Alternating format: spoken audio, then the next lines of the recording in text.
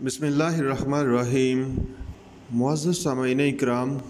اطاعت رسول صلی اللہ علیہ وآلہ وسلم اور اطاعت رسول صلی اللہ علیہ وآلہ وسلم کی اہمیت کے بعد اب شروع کرتے ہیں رسول اکرم صلی اللہ علیہ وآلہ وسلم کی مختلف حیثیتیں اور اتباع کا حکم۔ سامعین، اتباع کا لفظ کئی آیات میں استعمال ہوا۔ اس کے لفظی معنی پیچھے پیچھے چلنا، قدم قدم پیروی کرنا ہے، اور اصطلاح میں اس سے مراد رسول اکرم صلی اللہ علیہ وآلہ وسلم کی دل و جان سے اطاعت کی جائے اور آپ صلی اللہ علیہ وآلہ وسلم کی پیروی کرنے میں فخر محسوس کیا جائے۔ اتباع کا دائرہ اطاعت کے دائرے سے زیادہ وسیع ہے۔ اطاعت کے دائرے میں عموماً وہی باتیں آتی ہیں جن کی حیثیت احکام و واجبات اور امر و نواہی کی ہو، لیکن اتباع کے دائرے میں مستحبات اور نوافل بھی آ جاتے ہیں۔ بعض حالات میں محض ظاہری اور رسمی بھی ہو سکتی ہے، لیکن اتباع میں متبوع یعنی جس کی اتباع کی جائے اس کے لیے محبت و عقیدت اور احترام کا جذبہ پایا جانا بھی شامل ہے۔ قرآن مجید نے اس بات کی وضاحت کر دی کہ اتباع نبوی صلی اللہ علیہ وآلہ وسلم کو اپنی تمام خواہشات پر ترجیح دیں اور آپ صلی اللہ علیہ وآلہ وسلم کے اتباع کو محبوب رکھیں۔ آیات قرآنی کے مطالعے سے معلوم ہوتا ہے کہ نبی کریم صلی اللہ علیہ وآلہ وسلم معلم بھی تھے، حاکم بھی تھے، شارح بھی اور شارع بھی اور قاضی بھی تھے۔ آپ صلی اللہ علیہ وآلہ وسلم ان تمام حیثیتوں میں اللہ تعالیٰ کی طرف سے مقرر کردہ تھے۔ ہر مسلمان پر آپ صلی اللہ علیہ وآلہ وسلم کی ہر حیثیت سے آپ صلی اللہ علیہ وآلہ وسلم کا اتباع لازم ہے۔ قرآن مجید میں 4 ایسے مقامات ہیں جہاں نبی کریم صلی اللہ علیہ وآلہ وسلم کو بطور معلم و مربی کے پیش کیا گیا۔ سورۃ بقرہ میں اللہ تعالیٰ کا فرمان ہے، اور یاد کرو جب ابراہیم علیہ السلام اور اسماعیل علیہ السلام اس گھر یعنی کعبہ کی بنیادیں اٹھا رہے تھے تو انہوں نے دعا کی، اے ہمارے رب، ان لوگوں میں خود انہی کے اندر ایک رسول مبعوث فرما جو انہیں تیری آیات پڑھ کر سنائے اور انہیں کتاب و حکمت کی تعلیم دے اور ان کا تزکیہ کرے۔ اسی طرح سورۃ بقرہ میں ایک اور مقام میں فرمایا، کما ارسلنا فیکم رسولا منکم یتلو علیکم، جس طرح ہم نے تمہارے اندر تم ہی میں سے رسول بھیجا جو تمہیں ہماری آیات پڑھ کر سناتا ہے اور تمہارا تزکیہ کرتا ہے اور تمہیں کتاب و حکمت کی تعلیم دیتا ہے۔ اسی طرح سورۃ آل عمران میں فرمایا، لَقَدْ مَنَّ اللَّهُ عَلَى الْمُؤْمِنِينَ إِذْ بَعَثَ فِيهِمْ رَسُولًا مِّنْ أَنفُسِهِمْ يَتْلُو عَلَيْهِمْ آيَاتِهِ وَيُزَكِّيهِمْ وَيُعَلِّمُهُمُ الْكِتَابَ وَالْحِكْمَةَ۔ اللہ تعالیٰ نے ایمان لانے والوں پر احسان فرمایا جبکہ ان کے اندر خود انہی میں سے ایک رسول مبعوث فرمایا جو انہیں اس کی آیات پڑھ کر سناتا ہے، ان کا تزکیہ کرتا ہے اور انہیں کتاب و حکمت کی تعلیم دیتا ہے۔ سورۃ الجمعہ میں اللہ تعالیٰ نے فرمایا، هُوَ الَّذِي بَعَثَ فِي الْأُمِّيِّينَ رَسُولًا مِّنْهُمْ يَتْلُو عَلَيْهِمْ آيَاتِهِ وَيُزَكِّيهِمْ وَيُعَلِّمُهُمُ الْكِتَابَ وَالْحِكْمَةَ۔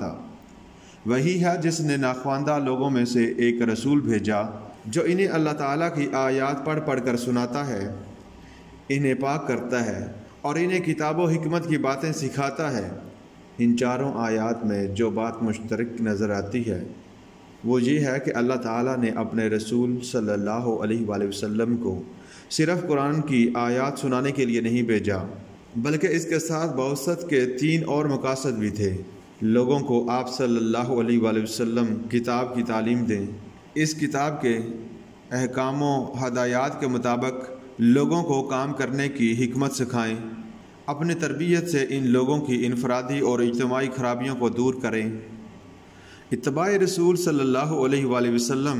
بحیثیت پیشوا و نمونہ و تقلید ارشاد ربانی ہے، لَقَدْ كَانَ لَكُمْ فِي رَسُولِ اللَّهِ أُسْوَةٌ حَسَنَةٌ لِمَنْ كَانَ يَرْجُو اللَّهَ وَالْيَوْمَ الْآخِرَ۔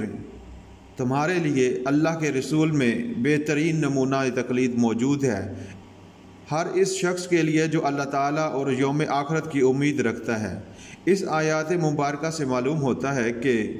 خود اللہ تعالیٰ نے اپنے رسول صلی اللہ علیہ وآلہ وسلم کو پیشوا مقرر کیا تھا اور آپ صلی اللہ علیہ وآلہ وسلم کی پیروی اور تقلید کو مسلمانوں کے لیے لازم قرار دیا گیا ہے۔ جو شخص رسول کو نمونہ تقلید نہیں سمجھتا وہ اللہ تعالیٰ تک نہیں پہنچ سکتا۔ یہ آیت اس بات کی طرف بھی رہنمائی کرتی ہے جو آپ صلی اللہ علیہ وآلہ وسلم نے اپنے آخری خطبہ حجۃ الوداع کے موقع پر کہی تھی، میں تم میں دو چیزیں چھوڑے جا رہا ہوں، اللہ تعالیٰ کی کتاب اور اپنی سنت۔ قرآن حکیم میں سورۃ الاعراف میں اللہ تعالیٰ کا فرمان ہے، وہ ان کو معروف کا حکم دیتا ہے اور منکر سے روکتا ہے، اور ان کے لیے پاک چیزوں کو حلال قرار دیتا ہے اور ان پر ناپاک چیزوں کو حرام قرار دیتا ہے، اور ان پر وہ بوجھ اور بندھن اتار دیتا ہے جو ان پر چڑھے ہوئے تھے۔ اسی طرح سورۃ الحشر میں فرمایا، جو کچھ رسول تمہیں دے اسے لے لو، اور جس سے منع کر دے اس سے رک جاؤ، اور اللہ تعالیٰ سے ڈرو، اللہ تعالیٰ سخت عذاب دینے والا ہے۔ اللہ تعالیٰ کے ان فرمان سے یہ واضح ہو جاتا ہے کہ رسول کریم صلی اللہ علیہ وآلہ وسلم کو تشریع اختیارات اللہ تعالیٰ کی طرف سے عطا ہوئے۔ اللہ تعالیٰ کی طرف سے اوامر و نواہی اور حلال و حرام جو قرآن مجید میں بیان ہوئے ہیں، صرف یہی نہیں ہیں بلکہ ان میں وہ بھی شامل ہیں جن کو نبی کریم صلی اللہ علیہ وآلہ وسلم نے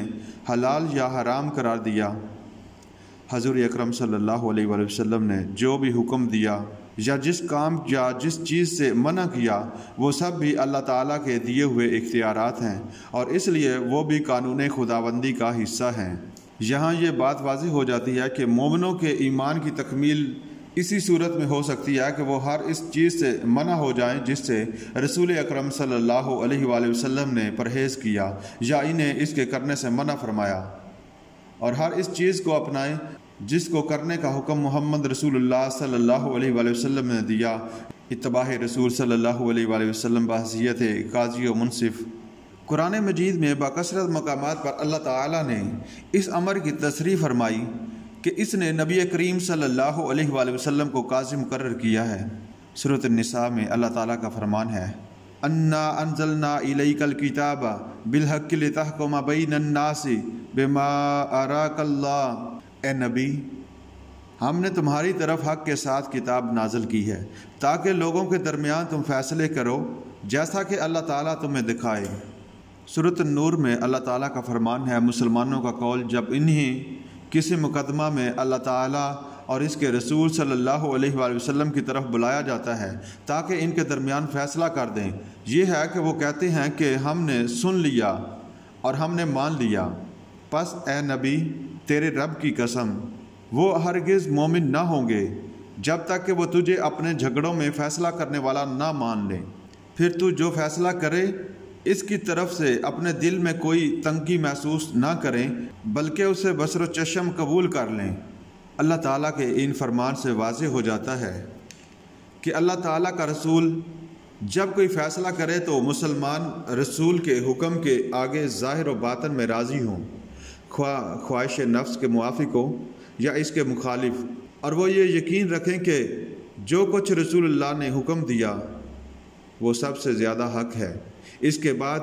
ان کے باطن میں کوئی خدشہ نہ رہے۔ اسی کو مقام تسلیم و رضا کہتے ہیں۔ اللہ تعالیٰ نے رسول کریم صلی اللہ علیہ وآلہ وسلم کو فیصلہ کرنے میں مستقل حیثیت عطا فرمائی۔ قرآن حکیم میں نزاع کی صورت میں جو مرجی انصاف بیان کیے ہیں، ان میں اللہ تعالیٰ کے ساتھ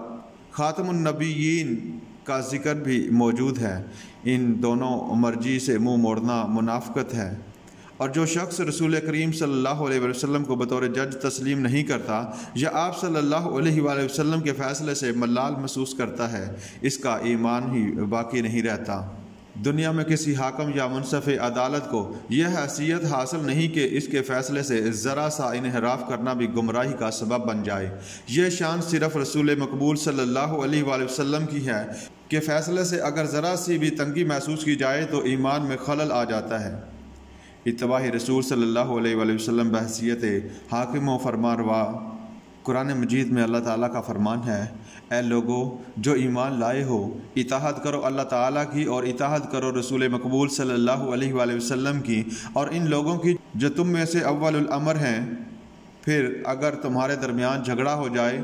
تو اسے اللہ تعالیٰ اور اس کے رسول صلی اللہ علیہ وآلہ وسلم کی طرف لوٹا دو۔ اگر تم ایمان رکھتے ہو تو اللہ تعالیٰ اور روز آخرت پر۔ اسی طرح ایک اور دوسرے مقام پر ارشاد فرمایا، کسی ایماندار مرد اور کسی ایماندار عورت کو گنجائش نہیں جب اللہ تعالیٰ اور اس کا رسول کسی کام کا حکم دے دیں کہ پھر ان مومنین کو ان کے اس کام میں کوئی اختیار باقی رہے، اور جو شخص اللہ تعالیٰ اور اس کے رسول کا کہنا نہ مانے گا تو وہ صریح گمراہی میں پڑا۔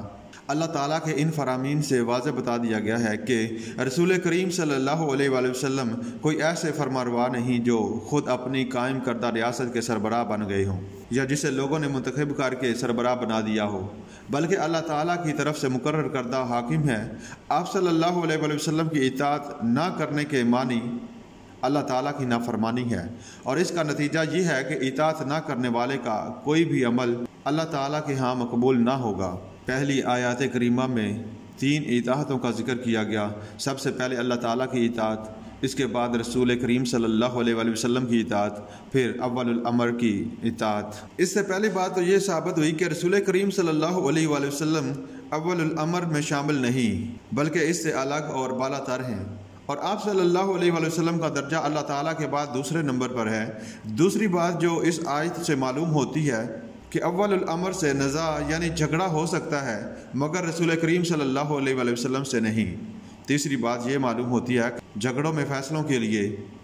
2 مرجی یعنی جن کی طرف رجوع کیا جائے، ایک اللہ تعالیٰ اور دوسرا اس کا رسول۔ ظاہر ہے کہ اگر مرجی صرف اللہ تعالیٰ ہوتا تو صراحت کے ساتھ رسول اللہ صلی اللہ علیہ وسلم کا ذکر نہ ہوتا۔